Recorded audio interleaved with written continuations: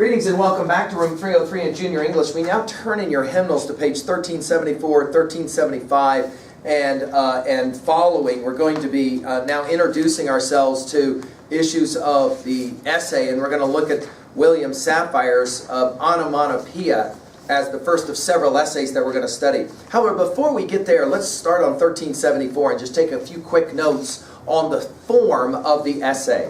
Notice that they begin with a Aldous Huxley quote, "The essay is a literary device for almost everything about almost anything." Defining an essay. Let's take a few bullet point notes at level 1. An essay is a brief non-fiction, so write that down, non-fiction work with a specific subject. The term was first used in 1580 by the French philosopher Montaigne, who published a collection of short prose pieces. The French word actually means attempts or tries, so write that down. An essay is like an attempt or a try.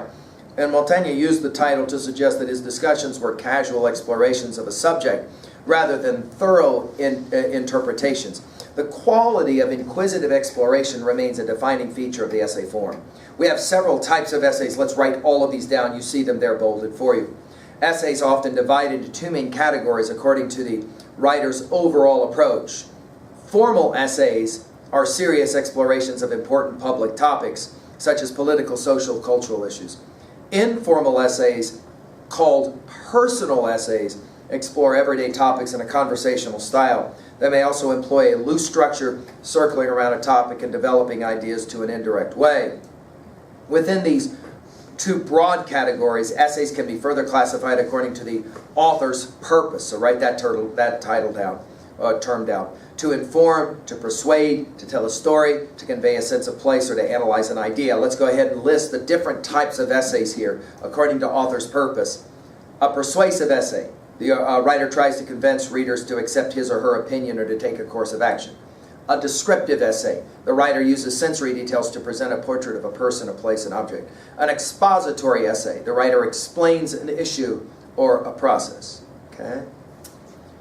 Of course, your close read of the essay will be followed by a model study there on 1375. I'm not going to go through that project with you, but I want us to be paying attention now as we go forward in our study of our first writer, William Safire. I'm with you now on 1377. Note your dates of 1929 to 2009, and let's read a little bit about Safire. When it comes to questions about the use and misuse of the English language, few people have more answers or observations than William Safire. A political columnist for the New York Times, so here we go, another journalist we're studying, until his retirement in 2005, Safire continues to write the New York Times Magazine on language column. The column has generated 10 books and made Safire the world's most widely read author on the English language. Safire is a graduate of the Bronx High School of Science, an elite public school in New York City. He attended Syracuse University but dropped out after 2 years. One more example of a famous writer who dropped out of school. A generation later, he delivered the commencement address at Syracuse and also became a trustee of the university. A career in writing, the next heading. The 1978 Pulitzer Prize winner for distinguished commentary, Safire worked in public relations and television before becoming involved in politics. He worked for Richard Nixon's presidential campaign in 1960 and again in 68. When Nixon was elected in 68, Safire became the senior White House speechwriter. In addition to his writings on language, Safire was the author of 3 novels, a political dictionary, several anthologies, other works. In 2006, he was awarded the Presidential Medal of Freedom by George W. Bush.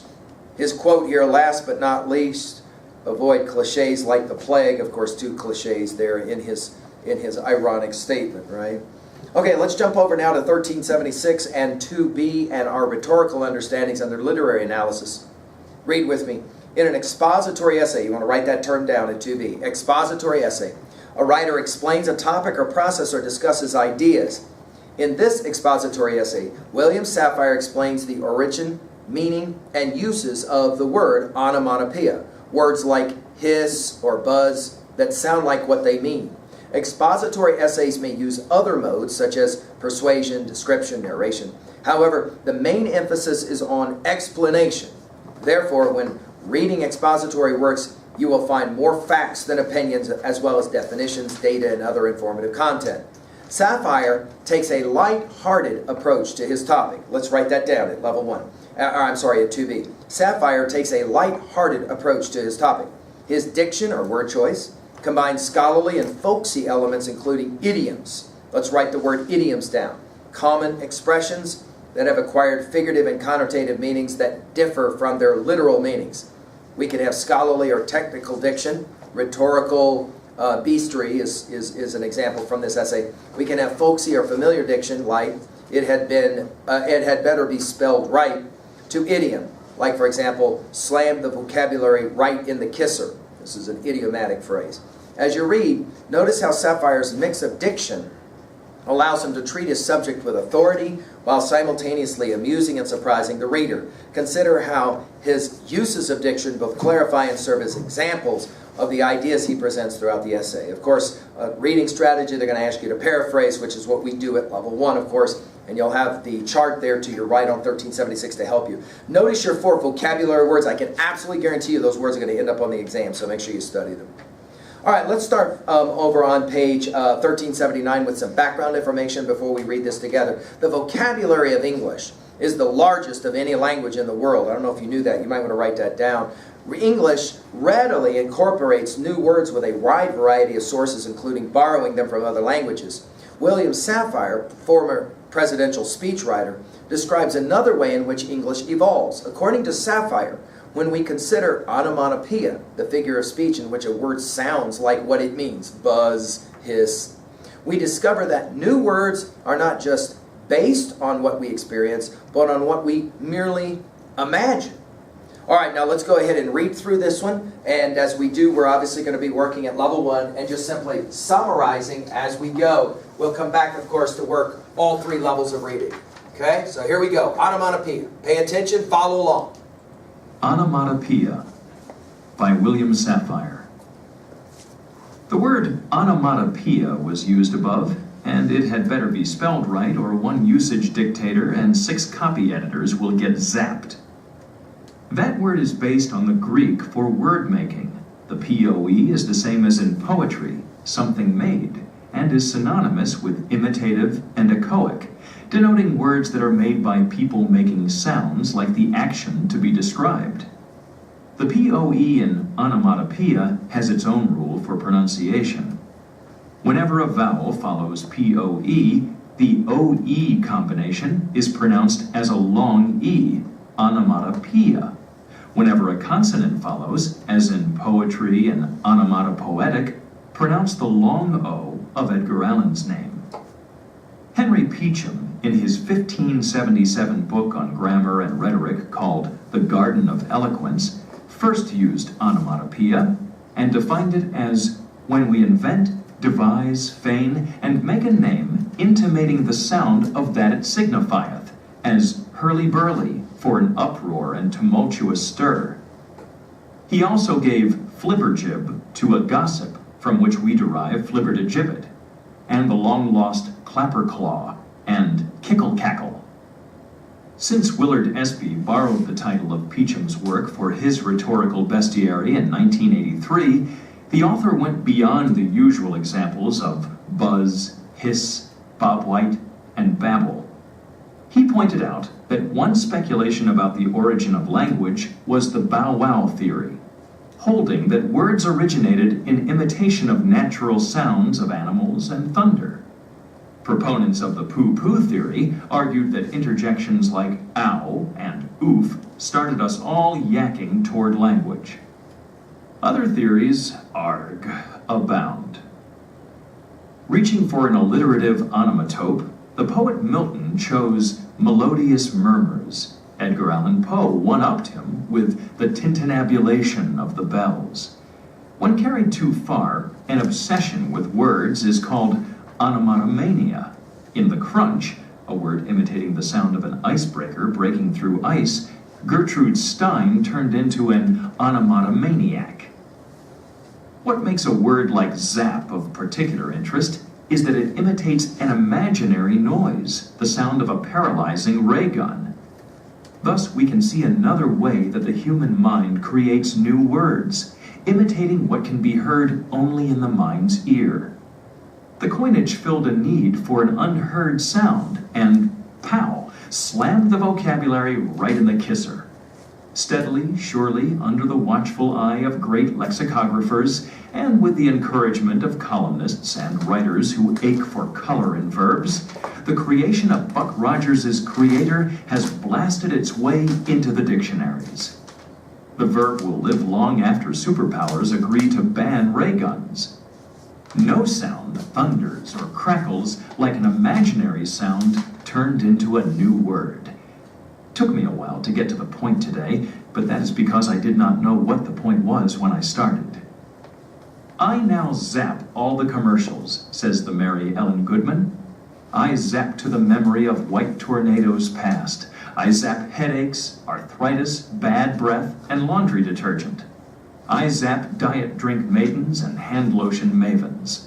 Wiping out commercials could entirely and joyfully upend the TV industry.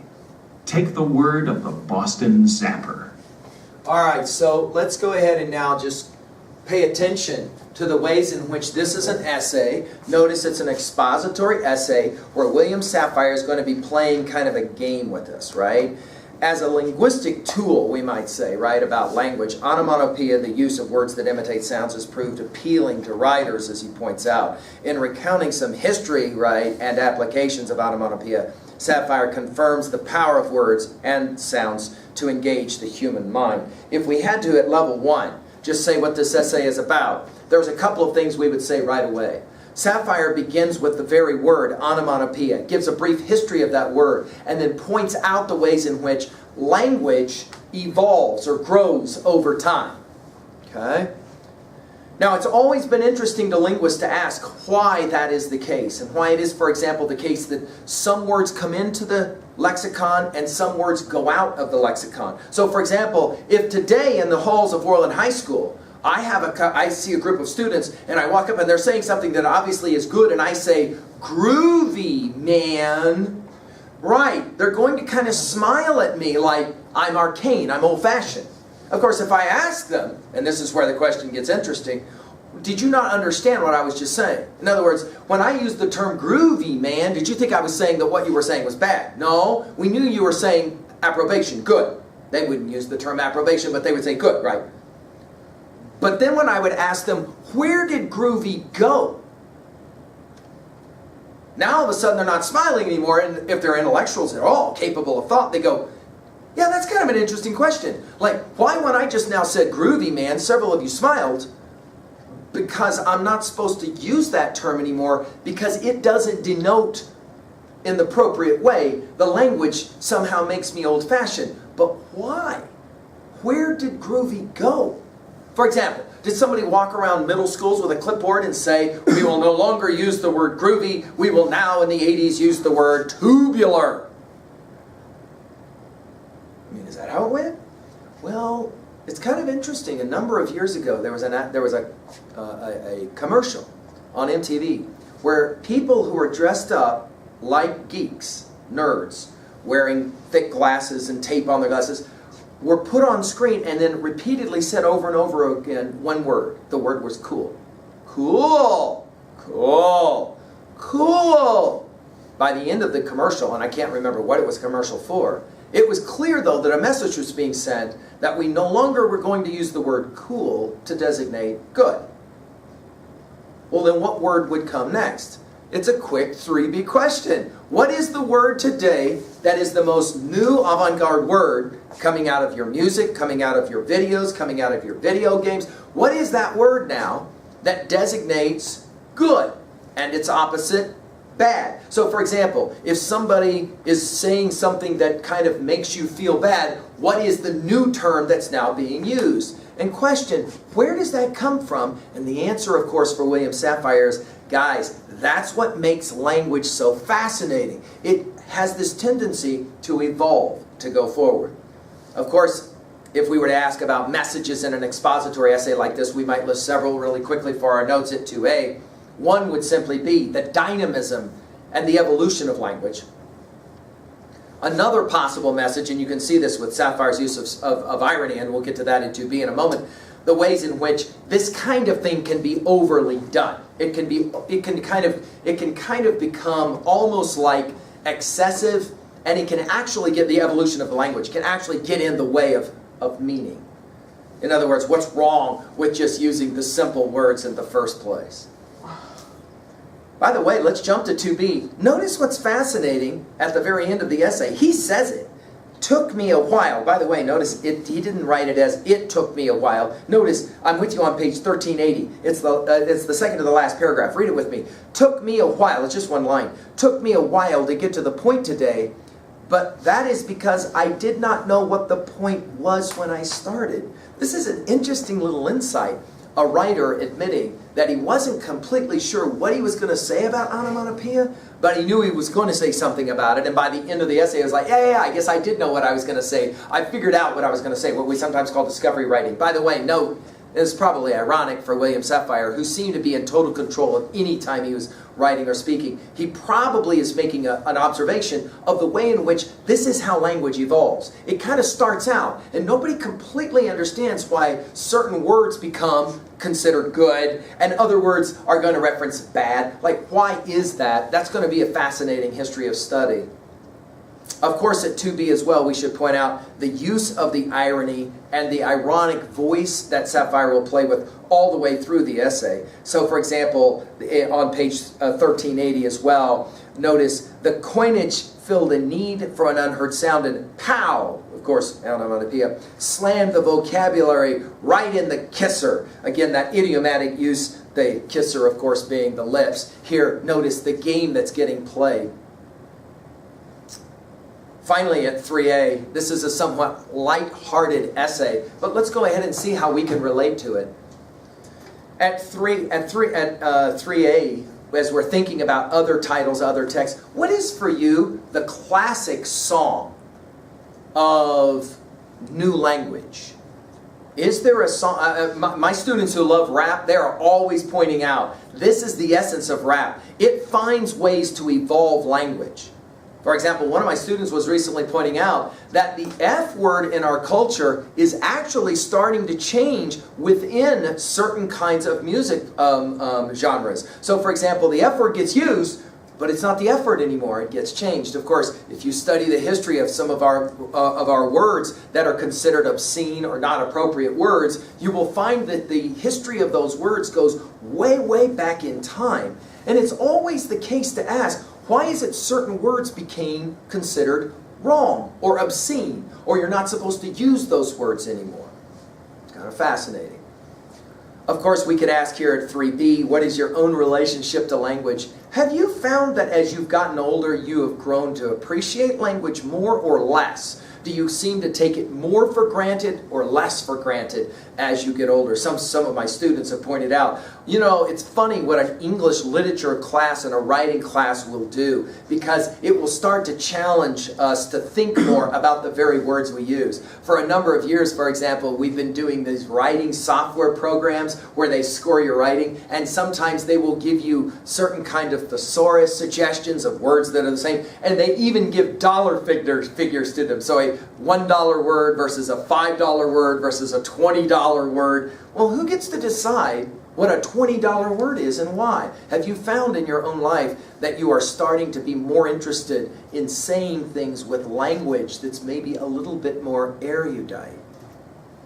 Gotcha, see? You can guess, though, that erudite here makes me sound smarter. Yeah, erudite. Of course, sometimes we'll use a term like erudite and it's going to read well, it's going to work well. Other times we're going to use it and it's going to make us look like kind of like we think we're better than other people, and we have to stay away from that. Of course, we'll jump back to 3a for a moment and remind ourselves or inform ourselves that the great Francis Bacon wrote an essay called Of Studies that you'll study with me in your senior year, where he makes the observation that knowledge is going to help you. Knowledge is power is a way that he says it in another place. And your ability to wield language can actually help you, what he calls in ornamentation, the ability to ornament your language. Well, there you go, an introduction to William Safire. You might want to Google this guy and read some more of his stuff. His essays became very, very popular during his lifetime. and onomatopoeia as an essay. Thank you.